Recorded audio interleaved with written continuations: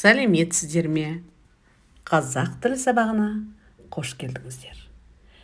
Егер менің каналыма тіркелмеген болсаңыз, тіркеліңіздер.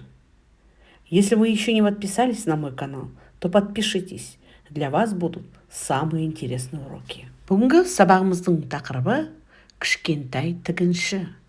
Мақсаты жоспарлы әрекетіңді ауызша не жазбаша ретімен баяндауды үйренесің. Тема урока «Маленькая портниха». На уроке вы научитесь описывать запланированные действия устно или письменно. Жаңа сөздермен таныс болайық. Жіп, нитка, ине, иголка, түйме, пуговица, қайшы, ножницы. Мына сөйлемдерге назар аударайық. Сөйлемдерді оқы, мағыналық өзгешелігімен ұқсастығын тап. Обратите внимание на эти предложения. Прочитайте и найдите различия и сходства в смыслах. Мен енді түйме қадағалы жатырмын. Теперь я собираюсь пришить пуговицу. Мен енді түйме қадаймын. Теперь я пришью пуговицу. Анам ертең көйлек тіккелі жатыр. Моя мама завтра собирается шить платье. Анам ертең көйлек тігеді. Моя мама завтра сошьет платье. Если в первом предложении выражается цель и время действия, здесь будущее, то во втором предложении изъявляет желание совершить что-либо. И вот обратите внимание на глаголы «қадағалы жатырмын», «тіккелі жатыр», а точнее на образование глаголов с помощью суффиксов «галы», «гелі». Суффиксы «галы», «гелі» добавляются после гласных, звонких и сонорных, а «қалы», «келі» после глухих. К глаголам с суффиксами «галы», «гелі», «қалы», «келі» добавляется один из вспомогательных глаголов. Это «отыр», «жатыр», «тұр», «жүр».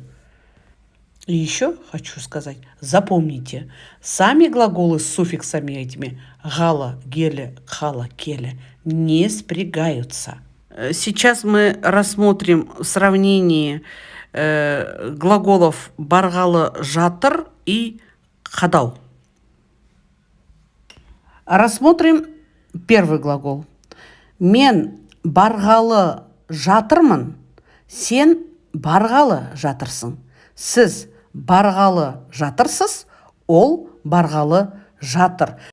Я собираюсь идти, ты собираешься идти, вы собираетесь идти, он собирается идти. Если вы заметили, то сам глагол с суффиксом не спрягается, а спрягается вспомогательный глагол «жатыр». Для сравнения рассмотрим второй глагол «қадау». То есть уже здесь в существительном месте. Мен түйме қадаймын, сен түйме қадайсың, сіз түйме қадайсыз, ол түйме қадайды. Я пришью пуговицу, ты пришьешь пуговицу, вы пришьете пуговицу, он пришьет пуговицу. Келесі тапсырманы орындайық. Жақшаны ашып жаз. То есть следующее задание. Раскрывая скобки, напишите глаголы в правильной форме. Жарайсыңдар. Өздеріңді тексеріңдер. Молодцы. А теперь проверьте себя. Келесі тапсырма. Мәтінді түсініп оқып, қуыршағыңа көйлек тігіп бер. Әрбір әрекетінді мұғалімге айтып отыр.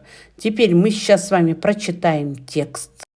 Затем представьте себе, что вы будете сшить платье своей кукле. Но при этом вы будете пошагово объяснять, как вы это сделали. Итак, слушаем сам текст. Мен қуыршаққа жылы көйлек тіккелі жатырмын. Ақ қағаздан үлгі қиып аламын. Үлгі қағаздың биіктігі 14 см, ені 16 см. Қағазды екіге бүктеймін. Сонда оның ені 8 см болады. Енді суретке қарап, үлгіні қиып аламын. Үлгіні матаның үстіне қойып қиямын.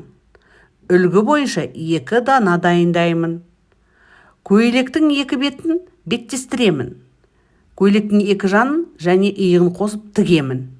Міне, көйлек дайын болды. Оқушылар, өздеріңді тексеріңдер. Проверьте себя.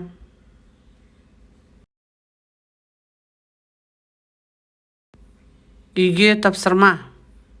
Тігінші немен жұмыс істейді сұрағына жауап жазыңдар, суретті пайдалана отырып. Дома, используя эти картинки, напишите, чем же работает портной. Сабағымыз аяқталды. Сау болыңдар. Назарларыңа рахмет.